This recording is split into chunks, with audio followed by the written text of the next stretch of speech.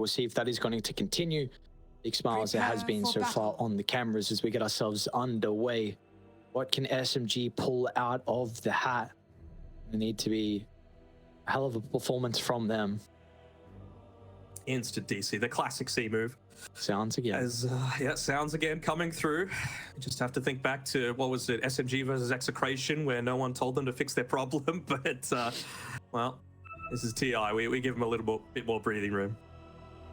This is also, that was a mid one with a lot of confidence after you go, what, 2-5? 2 and, you count 2 and 6, apologies.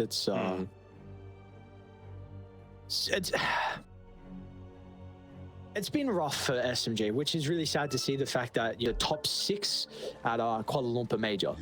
You could not ask for a better stand-in as well from MC, and he's going to have to help get the boys over the finish line. On his Centaur, platinum tier. Let's see what he's able to do with it as well. SMG aren't out of it just yet, but we need this experience to shine in this game for them. Do indeed, and I mean, SA, they're doing it for the pride of the region. You know, we had a few surprises come through. Thunder really taking it to a lot of teams. Unfortunately, eliminated already. Keystars, they're through. They're going to be part of the playoffs moving forward. And so you get some Brazilian Dota representation coming through. Beast Coast, unfortunately, eliminated. So EG want to make sure that Keystars aren't the lone SA team. And we know how much of a deep lower bracket run EG is capable of.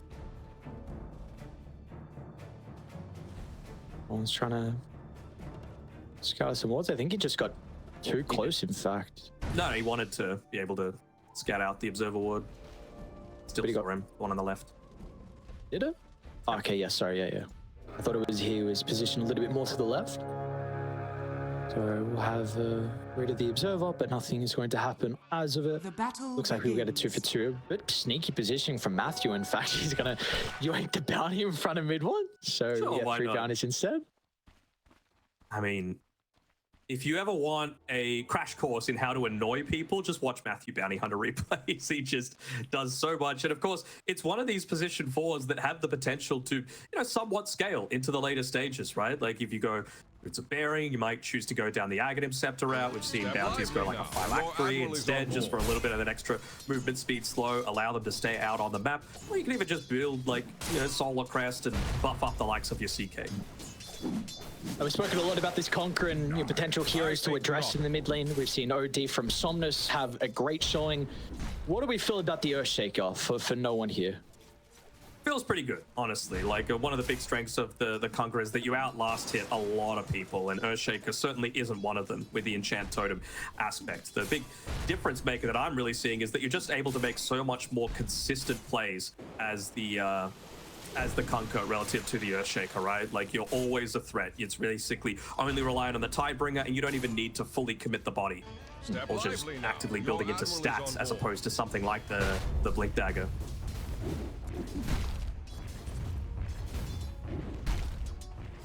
Very intrigued as well on how mid one's going to be able to get off to a good start here with Muerta. Has been very hot and cold so far through the road to the international. What do we think as a whole of this hero? Because again, we've seen teams like Shopify have a lot of pride on it with first picking in general in the draft. We've seen likes of FY having incredible games with a position 4 Muerta, but do we feel like mid one is set up for success with this hero this game? Not necessarily, right? Like, actually, they're going to make a bit of a play here onto the bounty. Should be able to get a kill as well. Mid one's hunting very deep for it. Doesn't for the dead shot. Gonna try and go for the Phoenix, but there's a lot of resources expended between either side. Will also result in them not securing too many last hits as well. Was all happening underneath the tower. One of the bonuses of having the Venge, right? You do end up pushing, and Matthew might end up dying. I don't know if Jenny will pop the cell with the Wave of Terror. I thought I maybe heard a sound cue. Regardless, able to find the kill with the sentry drop. Nicely done. That is first blood for mid one. And now the wave should be able to bounce back into SMG's favor, especially with this hard camp pull coming through from Genua. I mean, I really like the Muerta, just to pick up on your previous point there, but I like it much more against agi carries relative to strength carries, right? Because that's really the one where you expect it to shine. You're nullifying a lot of the agi heroes' impact, which is through having a lot of armor, so you're very survivable. Strength heroes are just pure HP, and the Pierce the Veil doesn't give you as much of that increased value. We do see how that strength here is shaping up here for Pakazs, which we saw earlier today. Had a decent showing overall, but wasn't able to get them over the finish line with this Chaos Knight. Might be able to put some damage into Arfu, but ducks in the trees. No Chaos Bolt there for the CK. They do have one Sentry Ward still for this laners. They're going to die mid one. And they're going to be rewarded off the back of that. He's going to give Wisper a little tip. Level 3 now here for the Phoenix. Wonder what the item build's going to be for him. We've seen, you know, maybe some offlane Phoenixes are considering something like a Midas, being able to get those levels and scale into the late game. He has the urn currently queued up. What would you hope for the item progression from Wisper? I think you can go into something like the Vessel, maybe, you know, just a classic Tranquil Boots, Magic Wands. But then after that, it really does open up a little bit. Maybe he chooses to go into the Sacrifice, maybe... Bottom lane? Yeah. These poisons are really starting to stack up. Pakazs gets a little bit of life back. MC will still cut him down. Panda's taking a full creep wave. Yeah. MC's still not even going to hope for the attempt to be able to kill Panda. He'll backs on up. They're happy with the trade they got. Oh, he's actually changing things up a little bit on Wisper, going for the Veil of Discord instead. I mean, I don't hate it. I mean, it's, remember, it's spell damage, not magic damage, as another team fight. A lot of action. Genuel probably going to go down. Wisper finds a dive, so the slow's going to be there for mid one. If you line these fans Fire Spirits, we do see how much it's able to mitigate some of the Muerta's damage, so another kill for them up top, and they have some more urn charges now for Wisper. Very nice way to be able to start things off. And so yeah, what I was mentioning before, that spell damage for a Kunkka means that you're amping up that Tiebringer, feels very effective. It's just amping up yourself, provides you a lot of that mana regeneration just to be able to stay out on the map, even with Phoenix using majority HP to be able to make a lot of stuff happen. But again, it's a great value Sunray game against Centaur, but also just enabling your... Is Midland going to die again up here? No. Maybe? Yeah. Yeah, he is. Dude, Wisper, what a... Oh my god, man. He is one of the most frustrating offlaners it must be to play into. The plays this guy can make on a hero, like, we don't see Phoenix offlane a lot, but he's 3-0. And we don't see a level 5 Phoenix at 5 minutes too much either. This is not the start that you want to give. Just one of those heroes that gets so much value off of levels. You don't really need too many items. It's just all about the levels to be able to make that big impact happen. So they will be able to get a return kill onto Matthew. 1-for-1 exchange. Fortunate mid one doesn't get the kills because you really need his gold to continue to ramp up here with that Midas already queued up. You gotta have the gold start before it ramps up.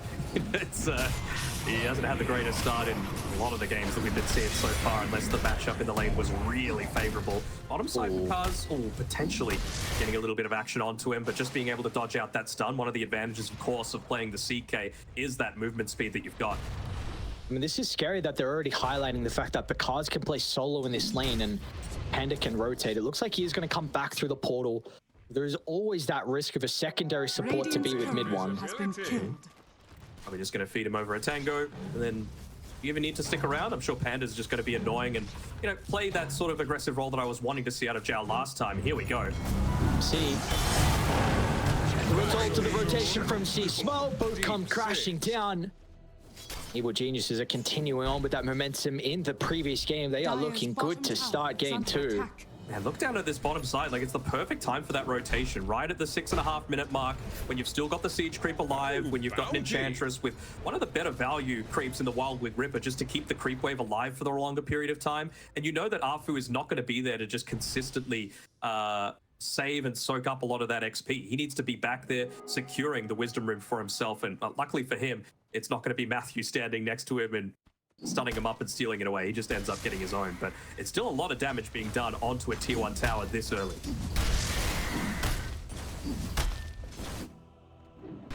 It's going to continue to be a concern, the fact that C-Smile can make these easy transitions to the side lanes compared to no one on the Earthshaker. Like, he needs his Blink Dagger. Maybe if you get a haste, you might move.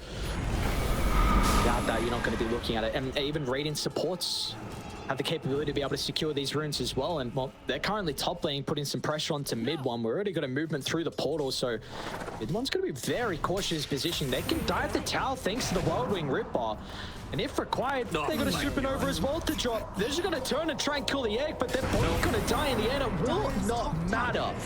This is already at a very scary territory for the boys from Southeast Asia. Yeah, and this is what the Enchantress is capable of. This is why you pick it, to make these sorts of aggressive plays. And, you know, I suppose having a hero like the Chaos Knight to be able to pair together with, you are one of the more self-sustaining heroes for the laning stage. But, you know, once this movement happens, once the Centaur has his level 6 and his Vanguard, he just doesn't see the value sticking on that bottom side. There's no siege creep to be able to play around with, so you're not going to lose your tower anytime soon, and you end up being able to take away the enemies. So it's already a 4K lead at 8.5 minutes. Radiant's bottom tower is under attack. How do you make plays when you're behind as well on SMG? You do not have supports to do that. You need levels, they need ways to keep up. We haven't seen too many stacks in the jungle from Arfu, a couple of Ancients, but I mean, maybe no one will drop Echo to farm his Blink with it, but how are you... It's just the little things, honestly. Like with Arfu, when he was securing that Wisdom Rune previously, he could have stacked the Ancient camp to the very right-hand side of the map, and he didn't. You know, it's clear that EG have got him flustered. He doesn't end up getting another stack off of the Ancients just there, even though he tries to.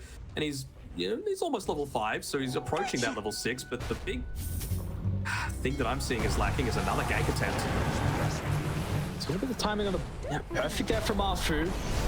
Will mitigate some of the effectiveness out of C-Smile's ultimate, but it will not stop them from getting Januel. They might not be done, dude. Matthew's going to be able to charge on forward for Arfu. They'll TP and MC, but can they get the turnaround? It's a big Echo Slam, but all they get is a bounty. Now MC will even turn to C-Smile. A straight vision from downtown. They'll need the damage from the Weta to maybe even get more as well. With the calling drop, oh, the silence mid one actually dragged back to Phoenix. These are the kills that they need from SMG to get back into this second game. That is a much needed rotation from the offlaner and the carry. Dire's bottom tower is under attack. Just like that, they're back into it. Maybe just getting a little bit too confident, right? Like it's pre-10 minutes, diving almost a tier 2 tower. Matthew ends up going down to be able to start things off, and it looks like he's going to be able to secure the haste before he gets ganked with that Dust of Appearance. But yeah, maybe just getting a little bit too deep there, and suddenly you've got a bit of a game on mind control, right? He's all the way up to 2nd on net worth off the back of that. Might be dead though. Mind control.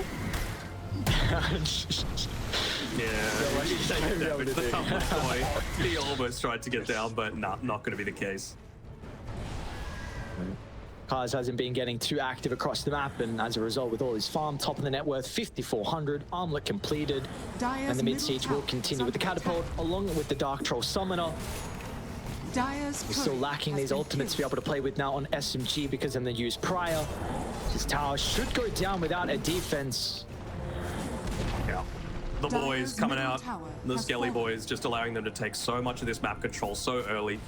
Pakazs even just using his Phantasm illusion to put a little bit of that pressure down on the bottom side. Might actually be using it to scout out if there are any stacks inside of the Dire Ancients area. Looks like he might be just trying to influence the wave a little bit. That full damage to the next creep wave. And this is how a player like Pakazs just accelerates his farm so much, as a little bit of a hunt going on, or it might just be a scouting mission from Matthew. So they do have Genuel in a decent position. Looks like they'll just go for the Vengeful Spirit instead and be able to land some of the track kills. They're actually going to try and Stampede to protect him, so they are starting to move on over. A smoke with Arfu and no one. Blink has been delivered. You need a juicy kill than Panda. That is not enough to reveal this Blink. Great positioning though from the Enchantress. They might just have to go for it. And they will. A couple of enchant totems will secure the kill. He's going to make him work for it, but won't actually stand too long without only 1 point in the Nature's attendance. 0 in the Untouchable as well. That's the thing that ended up making sure that he wasn't able to survive through all of that. So still, you do your job though, right? Blink reveal onto a position 5, not exactly the situation that you're wanting. We're talking positives. Mid one, he's been able to get the Midas picked up, and he's working towards that Maelstrom. I'm just concerned of who is going to be taking this big Ancient stack, right? Matthew? But he's so fast. Phase boots Winlace with the track. Yep. He's out. Bottom lane, MC. He's going to potentially go down. Pakazs has dived incredibly deep for it, and no one might have to drop the Echo Slam for the kill, and will do so. They're starting to move down, though, from Evil Geniuses. Pinging out this gigantic stack as well, and what better hero to take it than the Kunkka? I believe he's got the blade mail coming out to him as well, so very, very keen to start this fight happening. And again, without the Echo Slam available, without the Maelstrom up on the Muerta, you are very vulnerable to losing this one. Looks like Panda's even going to place down a sentry ward to stop the stack from happening, but you want to invade, you want to steal this one away. You've got all your spells available. Yeah, to go back to the Muerta real quick, like you said with the Midas completed. First Midas we've seen out in Muerta so far at the road to the International. So it's just a bad situation calls for the recovery of Midas, and you know, we'll see who's going to be able to get that time plus. Someone needs to get this stack. It looks like no one at MC are going to do it. It's not going to be the most efficient, but yeah, they'll get it in due time. I mean, MC is really tanky with that Vanguard. Double is just 3.5 seconds cooldown. And Matthew's going to be like, thank you very much. I'll take some of that XP. Dire's bottom tower is under attack. They're coming though. They love this courier snipe. Dire's bottom Versus the Conquer. A little bit too far. Wisdom They Room still get too. the tower off the back of it. Yeah, the Wisdom Rune, they're going to be looking to set up. They cannot fight. They don't have the health pool. Not in a close area like this. You've got the supernova threat. This is going to be messy. MC will get the jump. Wisdom Room's picked up. A pretty good timing out of the banishment. Now the Stampede to reposition, but the backline, no one. He gets swapped into the middle, and now you've got to address the supernova, and they will not be able to run away from it. That is the messy fight that happens when you take a fight in a close proximity area like that. An Evil Genius is fighting 3 for nothing. 5, 1, and 4 on this Phoenix, and it's looking like another great game coming through from Wisper. That's not even talking about C-Spal. He's been relatively passive this game, just 1, 1, and 3, but I mean, he's just been picking up his farm, doing just classic C-Spal stuff, getting into the blade mail, and he's already felt kind of unkillable, and it's only going to get even stronger once you get that full 4th point into the Sunray. You're gonna have a super rich Enchantress who has a Dragon Lance now completed. You're gonna have Matthew's Bounty Hunter that can itemize into utility. What do you even want out of the bounty this game? I mean, you can go anything. What are you hoping the bounty is opting for? I wouldn't hate a Solar Crest personally. I think because he's committed towards the phase boots, you probably don't want to go the drums just because it's not as easy to be able to convert it into the boots of bearing. I just want something that's going to give him a bit of that passive regen when he's roaming around the map, right? So that he like Pakazs, but against this lineup, not sure it's going to be the greatest value. A lot of options here. Which is a nice thing about the bounty, especially when you're able to have 14 kills at 15 minutes in. Mid one. Wonderful. I mean, Januar's in a decent position, actually going to run straight on top of mid one, so the swap. It's up to MC to be able to counter initiate. It's a pretty decent hoof swap. The Stampede will get some separation because we'll still rip apart MC, and now I mean, no one's ready to go with the Echo, but EG doing such a good job to make sure they don't group up for any opportunity of a turnaround. So again, 2 heroes go down. I mean, you keep mid one alive, but Dire's top you're still just, you're bleeding track kills over. That's the bigger issue, right? Like, it's fine to even take... It's not fine to take even trades, excuse me, so it's just going to lead to things leaning more and more in one team's favor, and right now, EG are not letting up. I can't recall the last time I've really seen them play too much on their side of the map. They've just taken away all of the space that SMG have to be able to farm. It's honestly getting to the point where mid one needs to just use a smoke to be able to get out to the other side of the map. But even just have a look, it's in a pretty obvious spot, but this high ground ward above the Radiant Tier 1 bottom tower is going to reveal if he's just farming in that sort of area. I mean, the vision game has just been exceptional. We see that very often. And Matthew is playing these style of heroes, and we even see with the ward done towards the east side of the map. Arfu already has used the banishment, so C-Smile's going to be able to commit the combo. Radiant's bottom tower Pakazs is on a killing spree. You were already seeing some of the damage. Oh, top lane actually back there, no one in MC. But they're in a lot of danger now with the wraparound Matthew. They're going to be able to clean up no one, and they're probably going to get mind control. Stampede's still down for another 5 seconds. No one is anywhere near the neighborhood to protect him. As Wisper, Matthew, and Panda are just cleaning up, and you've got C-Smile and Pakazs together on the opposite side. It's going to be a repeat of game one. Is under It will. attack. And I mean, like you said, those two cores are still just farming away. Both of them, I believe, already have the Reaver picked up and about the same speed that they're going to be able to secure that Heart of Tarask. And again, they just have no answers on SMG to be able to deal with it. And it's the double impact as well, right? You've got a level 12 beat. Oh my. More trap gold. Oh, this must be so frustrating. Playing two games like this back to back where you cannot get out on the map, where you have zero Dire's top tower counter playmaking potential. Wherever you run, you're under wards, you're on a bounty vision. You see 3 heroes leaving the base, they smoke under the observer. What can you do? What can you do? Might get Wisper, very low, no one can get that vision. Be a huge kill, 5-1 and 6. It's a big streak. Just the fact that it's not Is it going to react for the egg? That Yes, was sir. shot. Big one for no one. a lot of gold. So, much needed kill. Matthew as well. Should be able to cancel that with the banishment. Now. We'll get a secondary kill along with it. We'll get no one a little bit closer towards his scepter. MC close to the plate mail as well. Very nice. I mean, he still does need to be the front line, and no one else really is able to stand there. Even like the supports on EG are somewhat capable of doing it, right? We've seen Matthew be the one leading the charge a lot of the time, and he's decided to go into that Aghanim Scepter for himself. And why not, right? He's already doing such a great job of, you know, getting a lot of those track kills for himself. Why not deal the damage as well and yoink away even more net worth from the enemy team? It's a, I haven't even noticed, but it's a full duration, pretty much sentry at the die triangle. Yeah.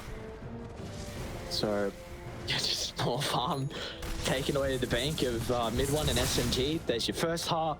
Second is now enough gold for Pakazs.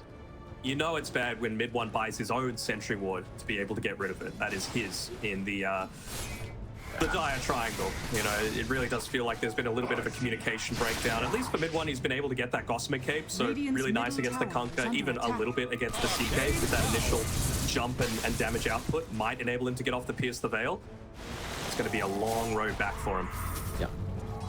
Now no one showing Radiant top lane. structures are fortified. There's going to be in a lot of danger as well. Whoa, Nice whoa, blink. whoa, nice, very nice blink. I mean, we see how they're setting up across the map. You've got Genuel, defensive support playing behind the Earthshaker, your second support playing behind mid one, and then MC, the Dire's maybe more top survivable tower is person under around attack. mid lane just to potentially clear this wave and get out. So again, it's stall out and hope that the supports can just protect the cores whenever they get jumped, but EG, they've had enough. They're like, all right, time for Roche, let's get this objective, and let's just start 5-manning down some lanes. Sure, why not? I mean, it's the safe play to make, right? They waited until it was down on the Radiant side. Instantly, as soon as Roshan went through that trinket, and they're not even going to wait the full duration. They're letting Pakazs and Seasmal be able to take it. They know that they're capable of taking out mid one, especially if he continues farming underneath this observer ward. Oh, dude, what a smoke play. A couple of people hitting Roche, and a couple of people smoking. Oh, you can't hit this Tormentor, man. Silence again, but the calling makes it a little bit awkward for the Phoenix. Do you want to commit now? Mid one use the Pierce the Veil. They're going to swap in aggressively. Radiant are moving over, and you do not have mind control for this fight. So you'll lose the Wisdom. You're going to eventually lose that Tormentor along with the tier 2 tower as well. Mind Control does have a TP if you really needed to do it. Tower is under attack. Looks like they're feeling content enough, right? It's an 11k net worth lead, 21 minutes in. You don't need the bounty hunter. He's even potentially there to be able to scout out mind control and possibly interrupt any TP that he has to be able to come back and help the rest of his team. Dire's bottom tower has fallen. I just choose the more selfish route. Radiant's middle tower is under Only 500 gold away attack. from the Ags on bounty. And now there's even more damage output coming through. It's not like they were lacking it before, but, you know, Panda on his Enchantress has the Sproink available. So multiple lane? ways. So they're going to try don't into know. Matthew. Oh, that's young. All right. We'll see Smile top. Got a Stampede. 85 seconds without it. Now they're going to hunt as well. Instant Pakazs just sweeping. feels so confident, right? Like, he's got the Aegis for another 3.5 minutes. They've got pretty decent vision as well inside the SMG jungle, and they know that there's no way that they're going to be able to retreat. So suddenly the Supernova gets even more value. Wisper could just look to position himself on the front lines. Dire's middle tower. We is really under liked his attack. gem pickup though, nonetheless, from Arfu. I think it is just much required. Necessary. Yeah, necessary in the status of this game. So we'll get this ward with the eastern side Ancients. And of course, this Tier 2 tower is going to go down uncontested. So that is nice though. The Lotus from MC. Also very much needed, but let's see what they're able to do. 14,000 net worth lead continuing to grow. And you just stall out the Ages. I mean, you still have it for another, pretty much 3 minutes. So it will be a lot of time where EG are getting full map control. Midward has a decent amount of damage now at this stage, right? He's level 15. He's got that talent picked up for himself. Only 2 levels behind Pakazs, despite the fact that he didn't have a great laning stage. I mean, this is a ballsy play. You gotta risk it for the biscuit, man. You gotta make that sort of play to kind of scare him off, prevent him from playing the game he wants. And they are cutting him off. All right. Oh my God, what are those reactions?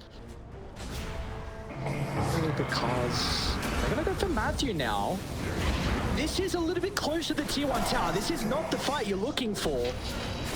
Because you should be able to stun up Arfu. Defensive swap. Pakazs jumps over the top. Nice reactions. Arfu gets out of danger. So Januel with a track kill over. They are still hunting though. They see Arfu on the retreat. 5-second blink cooldown. Will be too close to the base. So yep, all they'll get is the Venge. So no one's going into the BKB. I get it. He's got the Aghanim Scepter. I really wouldn't have hated to see him go something like a crit, just because I feel unless they get that jump and convincingly are in an advantageous spot at the start of a lot of these fights, a BKB isn't going to change anything. Like they've got enough sustain at this point on EG to be able to withstand a lot of that. I mean, Double Heart, Sunray, Enchantress heals as well. You got 4 staffs coming through. You've got additional movement speed from the track if Bounty Hunter's the one that gets gone on. It's not easy, and they're all fully smoked up behind Pakazs while he's still got a minute or so left on his Aegis. I guess this is the one thing about Dai, the potential to swap back inside the base. His mind control protected with the banishment will be okay. So let's see how they can get crafty here. Swap into Fissure, maybe blow at 1, but you got to go through 4,000 health of Pakazs. Twice. And Muerta's not back just yet. That is your main damage source. She's got the Mjolnir though. Scepter just completed though. Chris Luck has his current storm now to work with. A Moonshot, not a Mjolnir. That's actually pretty effective now. It's just moved into nighttime, so you've got a little bit of advanced vision on SMG to be able to make plays with. Clever little adaptation coming through there from mid one. See how much is going to be able to pay off with that extra attack speed. 16,000 deficit. 19% probability at the moment has been EG for the entirety of this game and series as a whole. So Aegis will tick out. They do see Pakazs at the moment. They did smoke Bryle. They will re-smoke as well. Maybe they can catch Pakazs as he's rejoining the team. They're going to be closer this time than last. They're just keeping a track on that Aegis. They don't want to go too early. So they've got potential to blow him up. They're going to see Pakazs with a jump over the top. Can they blow him up from 4-0? Aegis kicks, and they bring him down. An incredible start for the boys on SMG, but can they capitalize and get a better team fight out of it? As C smiles onto mid one, a swap to get some separation, but it's not enough. Mid one will go down as EG just far too ahead. Even if they lose their carry, it does not matter in the end. As Wisper will burn MC down, he's going to try and disengage out to the left. There's already a TP and Matthew can cut him off. MC will not be able to TP out of this one. A 4-for-1. And I don't know if you're going to get a better team fight from that from SMG. It looked great to start, but the boys on EG are just way too far ahead. Couldn't have been more perfect, honestly. And I mean, they've got the glyph left, but that's about it. Panda ending up being the one dishing out, a decent amount of damage, but it was, again, all the Phoenix. He just survives for the very start of that team fight, launches out all the fire spirits, and enables that turnaround. Without the BKB on the Muerta, you just don't have the potential to just stand there and man fight. You're always going to be affected by that attack speed slope. I mean, you still got Echo. We love Panda with him holding the gem at the moment. Swap back. I don't know if you're getting Conquering. Not with an echo like that. Gets a little bit of damage out. Mid one's back into the middle. They have kind of separated C-Smile away from some of the defensive heroes, but Conquer just runs it in the middle. C-Smile takes to it all. Again, this hero is absolutely ridiculous. As now Pakazs is back in. Dude, what is it? What is it? This is a total enemy Terrorblade vibes, man. Just ban it. The C-Smile Conquer needs to be removed. And look at that. They're even taunting him a little bit. They're like grouping up, saying, oh, you wish you could echo this right now. And yeah, they place down the flag, say, this is our territory. We're the ones moving on to that phase 2. Dire's middle barracks are under attack. Dire's middle barracks has fallen. Dire's middle barracks has fallen. Radiant's top tower. I mean, One last stand, it seems. oh my god, you even got to go up against Panda's damage as well. What can you Yeah. do? Mid one's back up in 5 with Pierce the Veil. Dire's top tower Base is under in attack. shambles, soon to be Mega Creeps as well. EG are not looking to leave. Poke and prod. Dire's top They're going tower up against the 4K hero, and with the damage from Panda, MC Dragback's just gonna die to the impetus. Arfu has to protect it, but it means that there's no banishment for the Venge. No one gets a pretty good jump in with a stun onto 2, but now he's tracked up and down to half health. Swap back onto C-Smile. Mid one's gonna be nearby. It's a decent chunk of damage. C-Smile will go down, gets the ball up on the Torrent Storm. It's gonna give him at least some control to reposition back to the left side of EG. They just don't have anything left, though. That's the thing. 20 seconds left until the Echo. No Pierce the Veil, no Stampede, no nothing. Dire's See with the top tower. Phantasm Illusions at least minimizing some of the damage out of Pakazs. Look at Panda. What a Chad. Pakazs is going to be front back line, in as no well. Pierce. No one activates the BKB. 5 seconds left until the Echo Slam. Melee Barracks, 500 health as well until the Mega Creeps. SMG, they got to go now. MC tries to jump in to find the initiation. Pakazs down to half health, but it's not a good follow-up. It's not enough, and as a result, SMG will be knocked out. Their hopes of making it into phase 2 and potentially the International 12 will be cut short. The Southeast Asia will only have one representative in Talent, and Evil Geniuses will move forward. They will indeed, and they'll do it in convincing fashion. You can see no one, he's feeling it, right? This is not how I expected